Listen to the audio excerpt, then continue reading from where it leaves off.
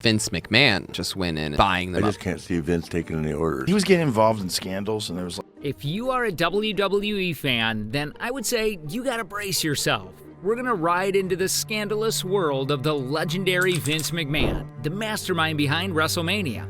Yeah, we're about to expose all the dirty little secrets that he's been keeping under wraps. From steroid allegation to harassment, nothing is off limits. That's just the tip of the iceberg. Want to know more? Tag along. Let's go back to May 23rd, 1999. It was supposed to be just another match day for the World Wrestling Federation. Heart-pumping action and throngs of screaming fans. But what happened that day forever changed the course of professional wrestling history.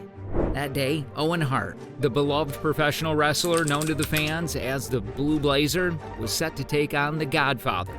But what should have been a dramatic entrance for Hart turned into a tragedy that would shock the world.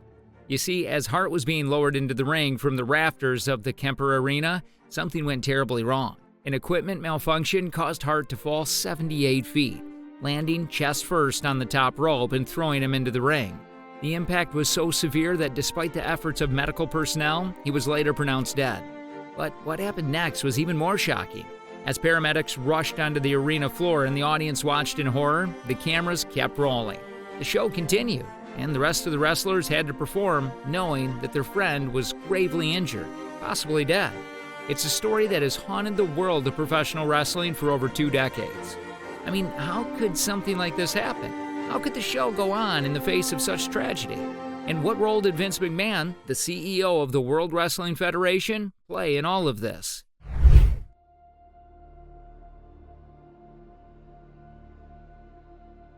You see, McMahon was practically born into the ring. It all started in North Carolina, where McMahon was raised by his father, who was a wrestling promoter. The family business was in his blood, and he knew that his destiny lay in the wrestling industry. His father, also named Vincent McMahon, founded WWE.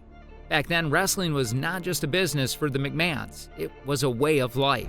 After graduating from East Carolina University, McMahon decided to join the family business full-time. He had the passion, the drive, and the vision to take WWE to new heights.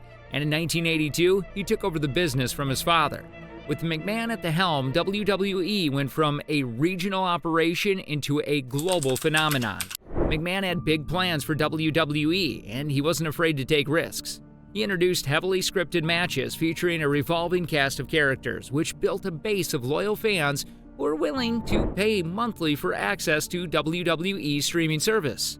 But it wasn't always easy for McMahon. There were times when his vision for WWE was seen as seedy and kind of playing to barroom brawls. However, he knew that his lines of business were more similar to that of Disney than anything else.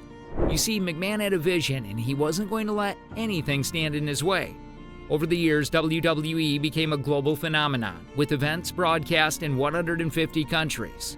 The WWE Network, which was launched in 2014, has 1.5 million subscribers, making it the 11th most popular streaming service in the nation when it was at its peak.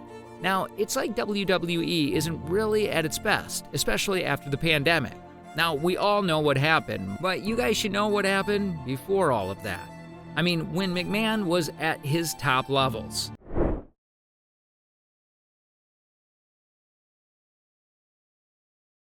With a net worth of $2.2 billion, McMahon is a man who knows how to indulge in the finer things in life. From the bearskin rugs that decorate his $40 million mansion in Connecticut to the giant self-portrait that hangs on his wall, McMahon is a man who loves to show off his wealth. Let's start with McMahon's many luxury homes. His main residence is a massive mansion in Greenwich, Connecticut, worth an estimated $40 million. Located just 15 minutes away from WWE headquarters, the sprawling 10-acre property is named Conyers Farm and is located down a picturesque tree-lined driveway. The main house is 4,365 square feet across 3 stories with 7 bedrooms, 9 bathrooms, a gym, and a pool. Another Connecticut property owned by McMahon is a 3,900 square foot penthouse duplex in Stamford that he purchased for $4.1 million in 2009. The penthouse is located in Trump Park, Stamford, now simply known as Park Stamford, and was bought when the building was brand new. Records show that Vince spent $1 million above the appraisal value because of the relationship with Donald Trump. However, in 2017, the value of McMahon's unit was down to $1.98 million. To get away from the sometimes dreary Connecticut weather, Vince McMahon and his wife also own a vacation home in sunny Florida. The couple also reportedly purchased a private poolside cabana to better enjoy the building's resort-like amenities. But that's not all.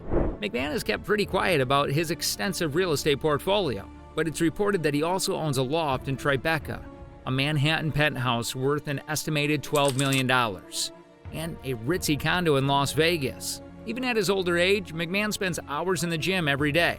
So one thing you'll find in all of his homes is a state-of-the-art professional gym with some of the most expensive equipment that money can buy.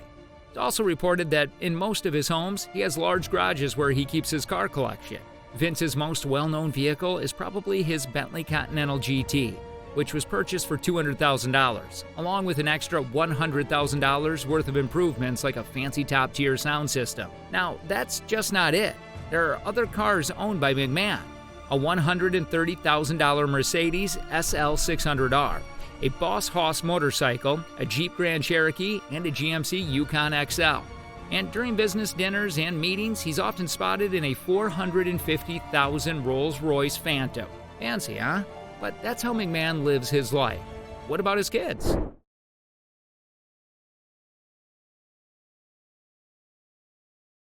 You see, the McMahon family is well known in the world of professional wrestling, and both of Vince's children, Stephanie and Shane, have played significant roles in the company's history. Going through childhood with Vince as a father certainly brought its perks, but also its negatives, something that continues to this day as they both effectively work for him. WWE has always been a family business, and the current family running it has an interesting and colorful past.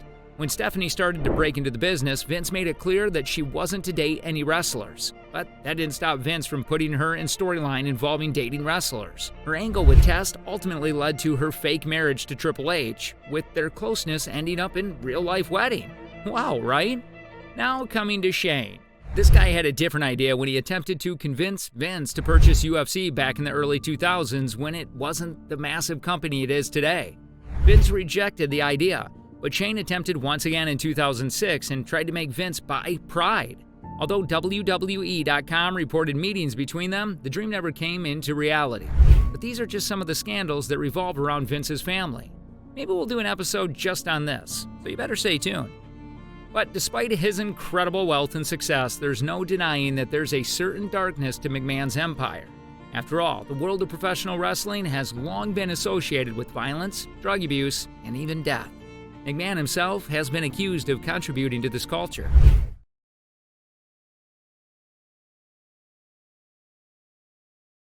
You see, McMahon had been at the center of several scandals throughout his career. One of the most infamous of these scandals was the steroid scandal of 1994. It all started when McMahon was indicted on charges of distributing steroids to his wrestlers. This was a massive blow to the WWE, which had become hugely popular in the 80s and early 90s. The trial was highly publicized, and McMahon was eventually acquitted of all charges. However, the incident tarnished his reputation and the reputation of the WWE, which was already struggling with declining ratings and a changing cultural landscape back then.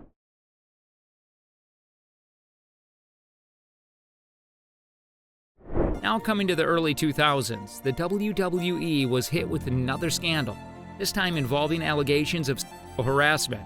Several former female employees accused McMahon and other executives of creating a hostile work environment and engaging in inappropriate behavior. The allegations were serious, and the WWE was forced to settle several lawsuits out of court. McMahon himself denied any wrongdoings, but the damage had already been done.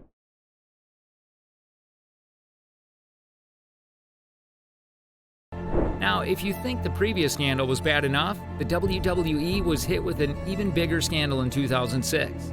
This time, it was McMahon himself who was accused of sexual assault. The allegations were made by a former WWE employee who claimed that McMahon had assaulted her in his limousine. The incident allegedly took place in 2002, but the employee did not come forward until 2006.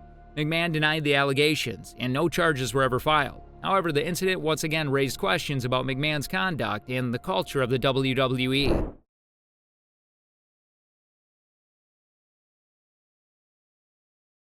Now, most recently, McMahon had been embroiled in yet another scandal, and this time, it's a big one. It's been reported that he and some other high-ranking executives paid off 4 women to keep them from speaking out about mistreatment and incidents of sexual harassment and assault in the company. This brought the WWE's leadership and culture into question once again. Now, even though McMahon has denied any wrongdoing, it's clear that the allegations have raised serious ethical concerns about the company's treatment of its employees. And as a result of these allegations, the WWE's board decided to take action and force McMahon to resign. Not only that, but the scandal led to the parent company of the UFC buying out the WWE. I mean, it was really a huge shakeup for the wrestling world, and it remains to be seen what charges will come for the WWE in the future. Anyway, McMahon's name has been at the center of several scandals and bad names throughout his career. While McMahon has denied any wrongdoing in each of these incidents, they have seriously tarnished his reputation and raised serious questions about the culture of the WWE. Anyway, this is the life of Vince McMahon. What do you guys think about it? Alright, do drop your views in the comment section below, and we'll meet again in another episode. Until then, stay tuned.